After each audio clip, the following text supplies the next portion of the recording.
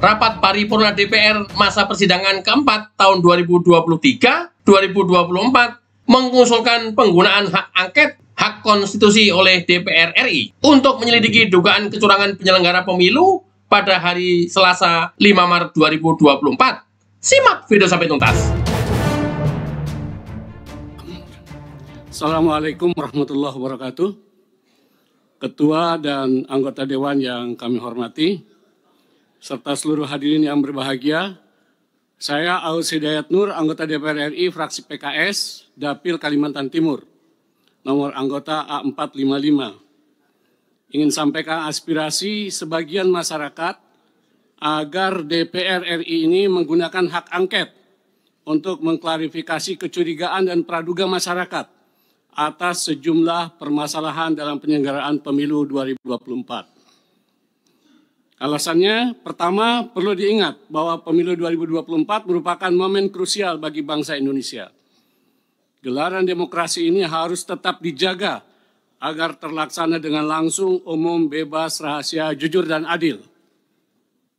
Kedua, munculnya berbagai kecurigaan dan praduga di tengah masyarakat perihal terjadinya kecurangan dan pelanggaran dalam penyelenggaraan pemilu perlu direspon DPR RI secara bijak dan proporsional. Hak angket adalah salah satu instrumen yang dimiliki DPR dan diatur dalam Undang-Undang Dasar, dan undang-undang bisa digunakan untuk menjawab kecurigaan dan praduga itu secara terbuka dan transparan. Jika memang kecurigaan atau praduga masyarakat itu terbukti, bisa ditindaklanjuti sesuai undang-undang, dan jika tidak terbukti, ini bisa mengklarifikasi dan menjaga integritas pemilu, sehingga kita bisa meresponnya secara bijak dan proporsional. Demikian interupsi kami sampaikan. Terima kasih atas perhatiannya. Wabillahi taufiq wal hidayah. Assalamualaikum warahmatullahi wabarakatuh. Assalamualaikum warahmatullahi wabarakatuh. Saya Nur Hamidah dari fraksi PKB daerah pemilihan Jawa Tengah 4. Yang saya hormati pimpinan DPR, Bapak Ibu anggota dan seluruh rakyat Indonesia yang menyaksikan rapat paripurna kita di pagi hari ini. Pemilu adalah perwujudan kedaulatan rakyat dan oleh karenanya tidak ada satupun kekuatan di negeri ini yang boleh merebut apalagi menghancurkan. Karena ini terkait dengan daulat rakyat, maka pemilu haruslah berdasarkan pada prinsip kejujuran, keadilan, tanggung jawab, dan etika yang tinggi. Tidak ada boleh satupun pihak-pihak yang mencoba memobilisasi sumber daya negara untuk memenangkan salah satu pihak, walaupun mungkin itu ada hubungan dengan anak, saudara, kerabat, atau relasi kuasa yang lain. Pemilu tidak bisa dipandang hanya dalam konteks hasil. Lebih dari itu, konteks proses harus juga menjadi cerminan kita semua untuk melihat apakah pemilu telah dilangsungkan secara jujur dan adil. Jika prosesnya penuh dengan intimidasi, apalagi dugaan kecurangan, pelanggaran etika, atau politisasi bansos, intervensi kekuasaan, maka tidak bisa dianggap serta-merta pemilu selesai saat pemilu telah berakhir jadwalnya. Saya adalah salah satu pelaku sejarah gerakan reformasi 98. Sepanjang pemilu yang saya ikuti semenjak 99, saya belum pernah melihat ada sebuah proses pemilu yang sebrutal dan semenyakitkan ini, di mana etika dan moral politik berada di titik minus, kalau tidak bisa dikatakan di titik nol. Ketika para akademisi, para budayawan, para profesor, para mahasiswa, bahkan rakyat biasa sudah mulai berteriak tentang sesuatu yang dianggap ada kecurangan, maka saya kira alangkah naifnya kalau lembaga Dewan Perwakilan Rakyat hanya diam saja dan membiarkan seolah-olah tidak terjadi sesuatu. Tanggung jawab moral dan politik kita hari ini adalah mendengarkan suara yang sudah diteriakkan ataupun suara yang tak sanggup disuarakan. Silent majority saya kira akan sepakat dengan kita untuk melakukan langkah-langkah konstitusional, apapun langkah-langkah itu. Dan hari ini kami menerima begitu banyak aspirasi dari berbagai pihak bahwa DPR hendaklah menggunakan hak konstitusionalnya melalui hak angket. Dan melalui hak angket inilah kita akan menemukan titik terang seterang-terangnya, sekaligus juga mengakhiri berbagai desas-desus kecurigaan yang tidak perlu. Kita hanya ingin bahwa demokrasi yang kita lahirkan dengan air mata, berdarah-darah, dan bahkan nyawa yang begitu banyak dikorbankan pada tahun 98 tidak berakhir dengan sia-sia. Oleh karena itu pimpinan dan seluruh anggota DPR, saya mendukung hak angket ini kita lakukan semata-mata untuk memberikan kepastian bahwa seluruh proses pemilu 2024 benar-benar dijalankan berdasarkan daulat rakyat, kejujuran, keadilan, etika yang tinggi. Karena disinilah fungsi kita yang sedang ditunggu oleh rakyat. Saya kira ini yang saya sampaikan. Sekali lagi kita tidak boleh tinggal diam, jangan pernah menjadi pengkhianat dan mengkhianatin daulat rakyat. Wassalamualaikum warahmatullahi wabarakatuh. Terima kasih pimpinan yang saya hormati, serta sidang dewan yang saya hormati. Herman Hairon A544 daerah pemilihan Jawa Barat 8. Pertama, tentu saya ingin juga menyuarakan aspirasi masyarakat terkait dengan harga-harga bahan pokok. Memang akhir-akhir ini menjelang Ramadan dan Idul Fitri ada kenaikan yang cukup signifikan. Oleh karenanya saya meminta pemerintah untuk memberikan perhatian khusus terhadap harga-harga pangan. Oleh karenanya mohon nanti pimpinan dapat memberikan atau meneruskan terhadap aspirasi ini kepada pemerintah. Yang kedua, terkait dengan hak angket. Saya kira hak angket kita paham semua bahwa ini adalah hak konstitusional kita. Namun apa sesungguhnya yang akan kita angketkan? Apa yang akan kita dalami? Apa yang akan kita selidiki? Perjelas dulu. Sehingga kemudian tidak serta-merta bahwa menuduh kecurangan, bahkan mendegradasi terhadap hak konstitusional rakyat, hak suara rakyat yang telah dicurahkan di dalam pemilu. Kalau brutalnya brutal di mana gitu. Karena ini yang harus didudukan kembali supaya tidak ada informasi yang bias kepada masyarakat. Oleh karenanya saya berpikir bahwa untuk persoalan ini ajukan saja hak angket apa isinya, dan tentu itu yang nanti akan kita bahas bersama. Tidak perlu membangun wacana-wacana kecurangan dan lain sebagainya. Ini adalah pemilu yang tentu juga menjadi tugas kita bersama untuk mengawal, untuk mengawasi, dan bahkan dalam perhitungan ini ya tentu kita bagaimana untuk bisa menuntaskan setuntas-tuntasnya dengan batas waktu yang telah ditetapkan. Jika ada hal lain saya kira tugas konstitusional bisa digunakan. Namun tentu kita harus juga memperjelas kepada publik. Jangan sampai kemudian publik betul-betul tidak mendapatkan informasi yang sebenar-benarnya. Ini penting karena DPR adalah bagian daripada pengambil keputusan di dalam pelaksanaan pemilu. Yang ketiga, terkait dengan makan siang gratis saya juga aneh karena saya sendiri ikut di dalam pembahasan di internal. Makan siang gratis ini belum ditetapkan anggarannya dari mana. Dan tentu belum ditetapkan cantolannya ke mana. Karena juga perhitungan suara masih berlangsung. Presiden belum ditetapkan. Dan tentu juga dalam perjalanannya, kalau kemudian ada piloting yang sedang dilaksanakan, ya ini adalah merupakan bagian inisiatif.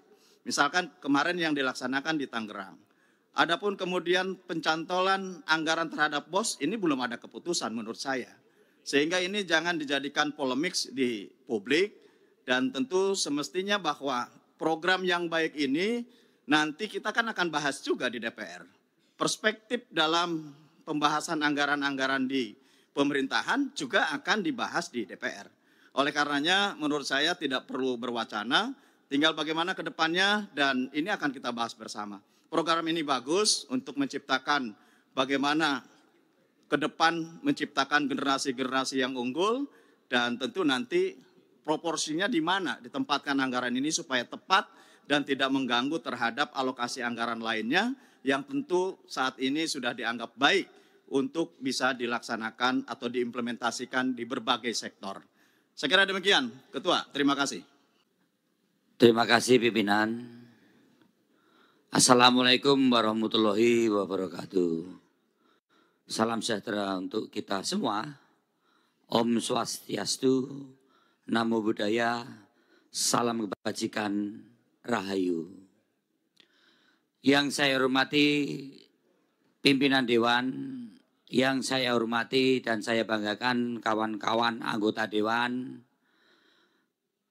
Selamat pagi. Kita bertemu kembali di sini tentunya dalam keadaan lelah. Yang jadi kembali untuk periode 2024-2029,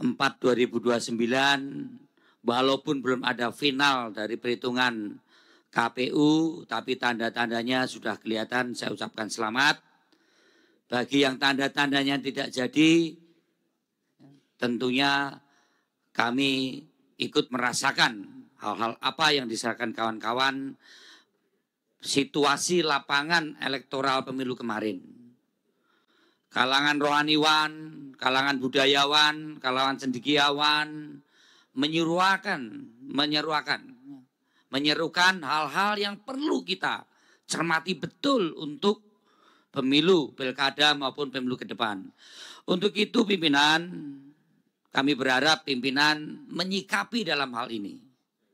Mau mengoptimalkan pengawasan fungsi komisi atau interpelasi atau angket ataupun apapun supaya pemilu ke depan, kualitas pemilu ke depan itu harus ada hal-hal yang dilakukan dengan koreksi, mengkoreksi aturan-aturan kita maupun mengoptimalkan pengawasan kita sebagai anggota legislatif yang tidak ada taringnya, yang tidak ada marwahnya di dalam pelaksanaan pemilu kemarin. Walaupun tanda-tanda itu sudah kelihatan sejak awal. Yang kedua pimpinan mengenai masalah perut rakyat, yaitu masalah beras. Hari ini saya membaca di media mainstream, media online, kita tidak bisa lagi menyandarkan pada pangan impor. Thailand menutup impor beras atau ekspor beras ke kita. Vietnam menutup ekspor beras ke kita. India juga demikian.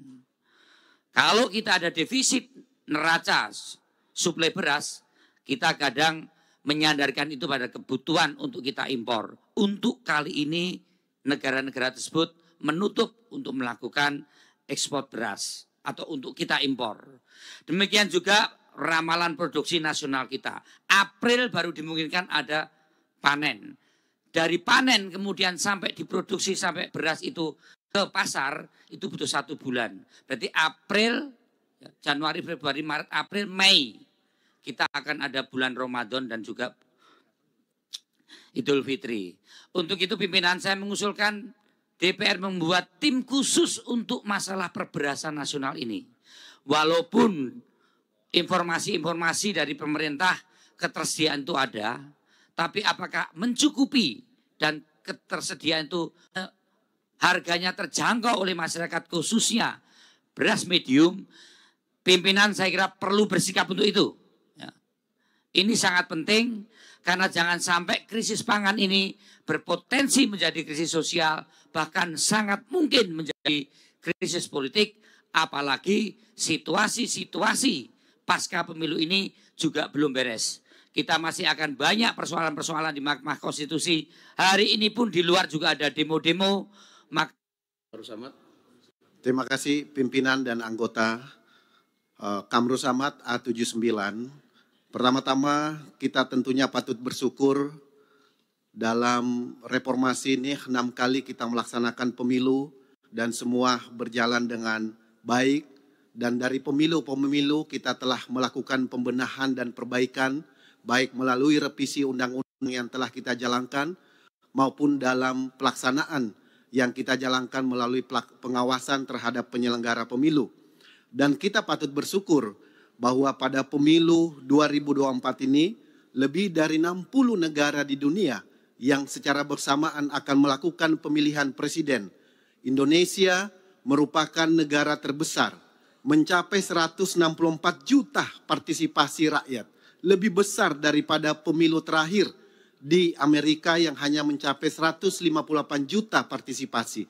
Ini menunjukkan bahwa Indonesia sebagai negara demokrasi terbesar di dunia telah mampu memberikan ruang konstitusional kepada rakyat Indonesia untuk menggunakan haknya. Karena itu, kami di lapangan tentu juga mendengarkan aspirasi yang berkembang. Aspirasi yang sangat mendesak bagi mereka adalah pengangguran, penciptaan lapangan kerja, bukan hak angket. Yang diperlukan mereka justru adalah hak para sopir angkot. Hak para sopir angkot, ribuan bahkan puluhan ribu yang anak-anaknya mereka, masa depannya, sekolahnya belum tentu mereka bisa memenuhi kebutuhan dasar mereka. Kita bisa menyaksikan bagaimana masyarakat kita hari ini kerja hari ini hanya untuk makan besok. Bahkan kalau mereka sakit hari ini maka besok dia harus utang di warung. Inilah aspirasi yang sangat mendesak, yaitu menciptakan lapangan pekerjaan. Dan karena itu saya ingin mengingatkan, jangan sampai respon dari teman-teman yang tidak siap kalah menunjukkan dalam sejarah kita merupakan respon terburuk sepanjang pemilu reformasi ini. Kenapa demikian? Karena belum menggunakan instrumen hukum yang telah digunakan, disiapkan, disediakan oleh undang-undang, sudah menuduh pemilu ini curang. Ini berbahaya sekali bagi kelangsungan demokrasi kita dan masa depan bangsa kita ke depan. Yang ketiga, yang saya ingin sampaikan bahwa sebagai anggota DPR seharusnya kita mengetahui tentang tata laksana pembahasan APBN kita. Menyangkut program makan siang gratis adalah program yang dinantikan oleh banyak sekali masyarakat di Indonesia. Itu tentunya harus dimulai dari usulan pemerintah melalui KEM PPKF, melalui RKP dan seterusnya. Dan itu memerlukan waktu dan tahapan dalam pembahasan. Sehingga kita tidak perlu terpengaruh menyangkut alokasi, relokasi dana BOS dan seterusnya. Karena justru kita bisa mendistorsi edukasi di tengah-tengah masyarakat. Yang terakhir pimpinan yang saya ingin sampaikan adalah berkaitan dengan persiapan Ramadan, Idul Fitri, dan juga pilkada serentak. Memang harus kita pastikan kestabilan harga kebutuhan bahan pokok bagi masyarakat. Demikian pimpinan, selanjutnya kami kembalikan.